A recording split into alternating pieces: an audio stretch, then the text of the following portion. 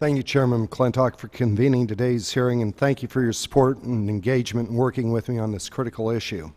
I'd also like to thank Mr. Bishop, Mr. Amade, Ms. Loomis, Mr. Gosar, Mr. Simpson, Mr. Kaufman, and Mr. Polis, who have all joined in this bipartisan effort and continue to work with me to safeguard Western water rights. Finally, I want to thank David Corbett and Glenn Porzak from Colorado and Randy Parker from Utah for making the trip to D.C. to be able to testify on behalf of the Water Rights Protection Act. Recent federal attempts to manipulate federal permit, lease, and land management process to circumvent long-established state water law and hijack privately held water rights have sounded the alarm for all non-federal water users that rely on these water rights for their livelihood. The most recent case of the federal government's overreach and infringement on private property rights, which we will discuss today in the hearing, involves the U.S. Forest Service attempt to require the transfer of privately held water rights to the federal government as a permit condition on our national forest system lands. There is no compensation for the transfer of these privately held water rights, despite the fact that many stakeholders have invested millions of their own capital in developing them. This Forest Service permit condition has already hurt a number of stakeholders in my home state of Colorado, including the Powderhorn Ski Area in Grand Junction and the Breckenridge Ski Area Resort. Despite having been excellent stewards of the environment and their water rights, the Forest Service has demanded the relinquishment of state-granted water rights from these ski areas in order to continue their operations. These same nefarious tactics have been used in Utah, Nevada, and other western states where agencies have required surrender of possession of water rights in exchange for approving the conditional use of grazing allotments. This federal water grab has broad implications that have begun to extend beyond recreation and the farming and ranching community and are now threatening municipalities and other businesses. To add insult to injury, the Forest Service claims remarkably with a straight face that it's implementing these federal agency permit conditions to prevent water rights from being sold off and or used improperly. However, according to the Chief Forest Service Officer, Tom Tidwell, comments made in this very committee, there have never been any cases where privately held rights have been used improperly. Furthermore, the language of the Forest Service's water clause offers no guarantee that the Forest Service could not divert water to other locations or direct water for other purposes altogether.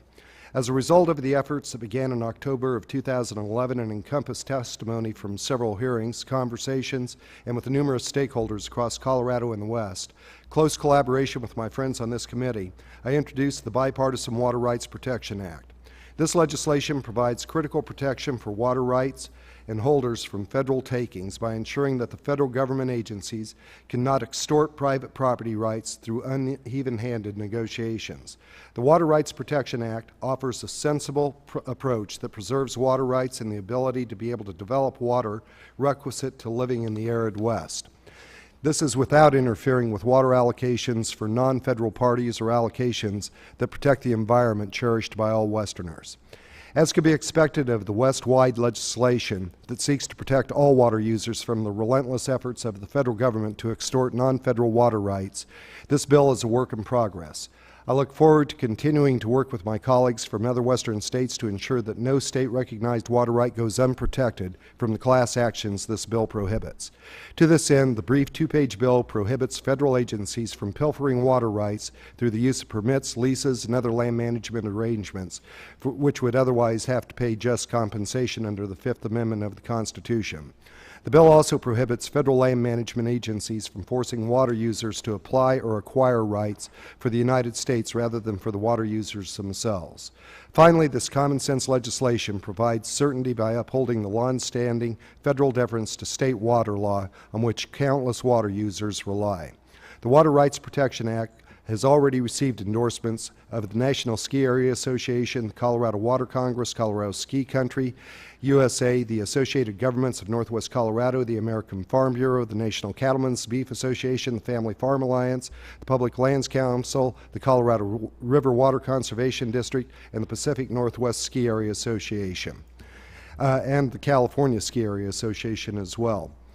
Mr. Chairman, I would like to be able to submit for the congressional record their letters of support. Without objection. Thank you, Mr. Chairman. And further, we just received a letter of support that came in from the Family Farm Alliance for the record as well. Their testimony supports my bill and indicates that more water storage is a long-term solution to the drought. Also without objection. My hope is that today's hearing will further strengthen the bipartisan efforts to be able to protect local water rights from the federal government and their overreach and takings. I appreciate the opportunity to discuss this important legislation, and I, along with the ranking member, do look forward to the federal government trying to justify taking Western water rights. With that, Mr. Chairman, I yield back. Great, thank you. The chair's now